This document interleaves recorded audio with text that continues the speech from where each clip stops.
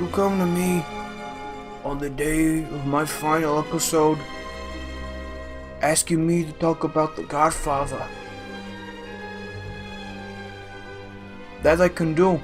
Welcome to the final for the first time in forever, the show that aims to fill the gaps in all of our watch lists. Last week we looked at a 90s action classic with Face Off, and if you haven't seen that video, you can check it out by clicking the link in the description below. But for the final episode, what better way to wrap up this series than to take a look at a film considered by many to be one of the greatest movies of all time. This is The Godfather. Wait a second. I am going to be talking about spoilers for this film, so consider this your warning now. What do you want of me? Tell me anything, but do what I beg you to do. What is that?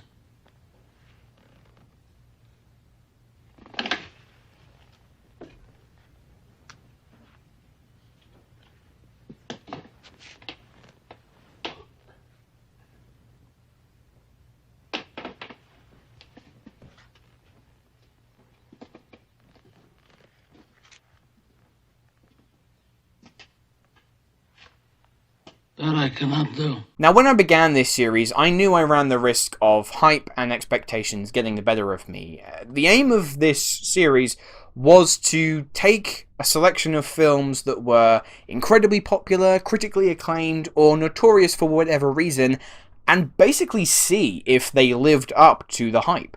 Most of the films predominantly did, some fell a bit short, and there were a few that far exceeded any of my expectations. But then you get to The Godfather, a film so iconic and beloved, pretty much everyone uses it as a benchmark to compare everything else to.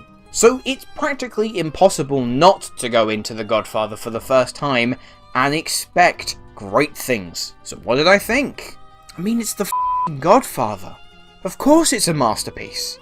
Based on the novel of the same name by Mario Puzo, The Godfather tells the epic saga of the fictional Corleone crime family led by Marlon Brando's Don Corleone, supported by his son Sonny, Michael, and practically adopted son Tom.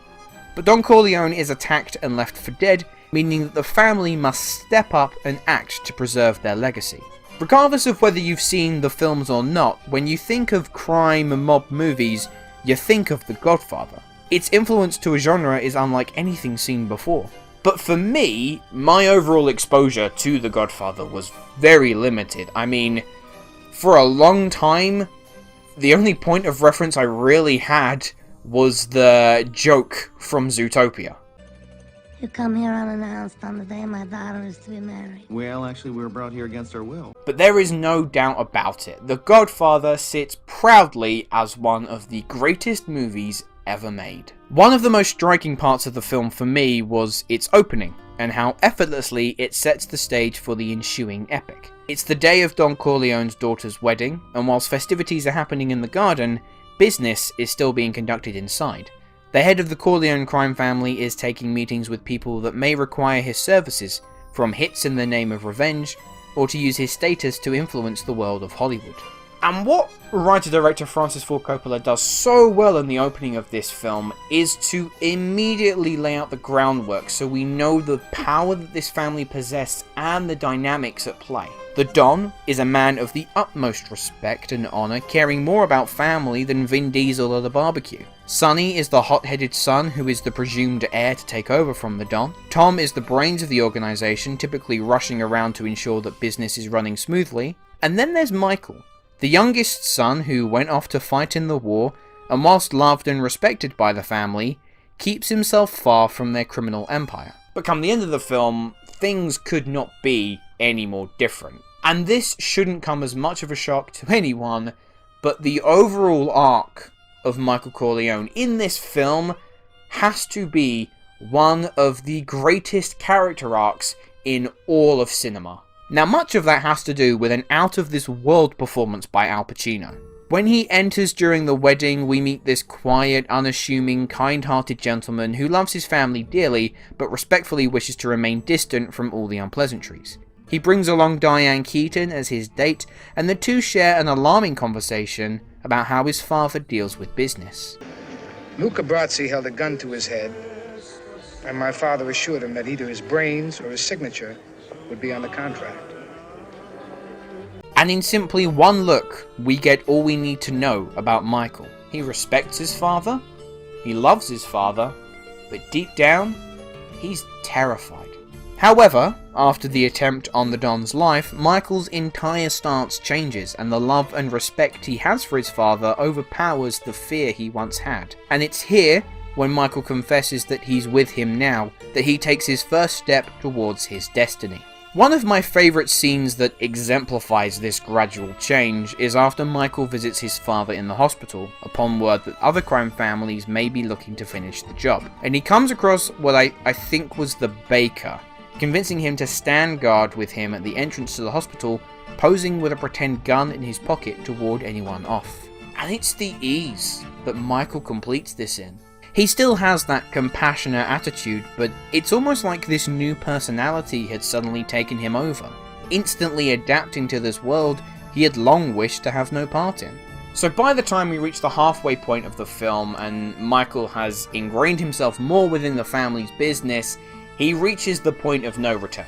Michael brutally murders a police chief and drug baron Salozzo, both who played a part in the hit on his father. And in this scene in particular, it's the anguish etched into Pacino's face. He knows the consequences of what he's about to do and that he will never be able to live a normal life from that point on, but that is ultimately pushed aside in the name of family. As the film progresses, for his own safety, Michael moves to Sicily. The movie somewhat slows a bit here as he looks to begin a new life and settle down with a wife, but the consequences of his actions and the presence of his family still loom large, resulting in his wife dying because of a car bomb. And so, the final piece of the puzzle lies in wait for Michael. Sonny is murdered, the Don passes away, Frido is too incompetent to run the business, and Tom is not a legitimate Corleone. Therefore, Michael assumes the responsibility of leading the family.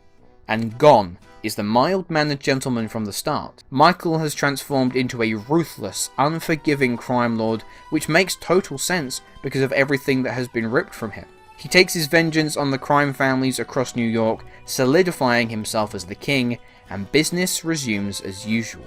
I honestly cannot stop gushing about this overall arc. I think it is just unequivocally fantastic, and to make matters even better, I'm yet to see the sequels, so I am so fascinated to see where they take this. So whilst Pacino is probably my favourite in terms of the performances here, it would be somewhat sacrilegious of me to not even mention Marlon Brando. You don't need me to tell you how amazing he is in this film, but I'm going to anyway.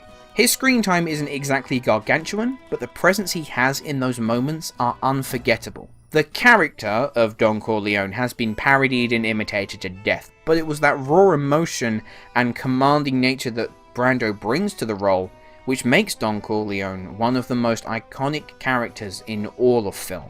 I also think James Caan and Robert Duvall do great jobs as well. Caan is great as Sonny, and I was whooping and hollering as he beat the crap out of Carlo for abusing his sister. Duvall I don't think gets anywhere near enough recognition for his performance here. He's so calm and calculated the entire time, often serving as the voice of reason, and really shines as this new era of the Corleone family is ushered in.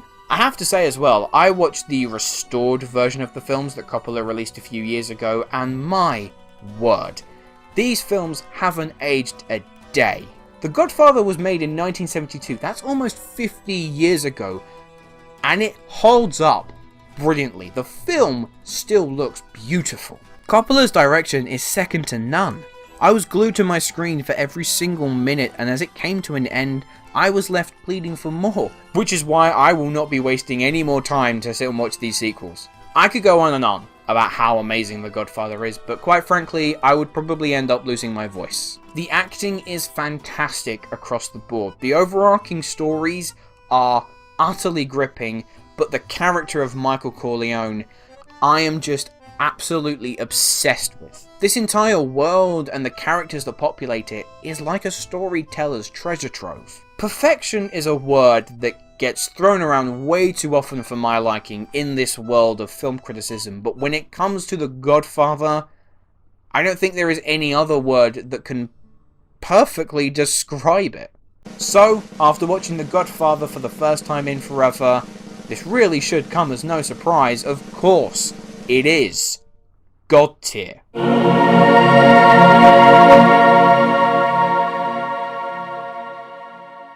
So there we are, those are my thoughts on The Godfather. Let me know, have you seen the film yet? What do you think? Do you rate it as one of the classics, one of the greatest movies of all time? Or do you feel that it's a bit overhyped? Let me know down in the comments below. And that's that. There we are. 42 episodes of this series. I am chuffed to bits. I've had so much fun making these videos. Thank you all ever so much for watching, whether it be just one episode or all of them. Again, it's been so fun to make these videos. I wish I could continue, but time is just not a luxury I'm going to have coming up soon. This isn't going to be the end of my channel though, by no means. I'm still going to be doing regular reviews for new releases. I'll still do my ranking videos, trailer reactions, and I promise you there are a bunch of new exciting projects on their way soon.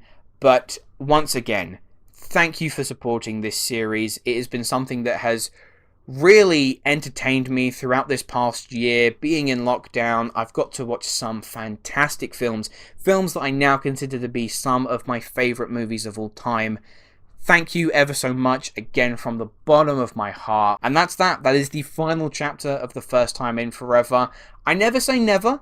There is absolutely a chance that this series could return later down the line, but for the foreseeable future, that's that. So, once again, thank you ever so much for watching, and I will see you in the next video. Hello, thank you so much for watching. I hope you enjoyed the video. If you have, make sure to click that like button, and if you aren't already, click that subscribe button too.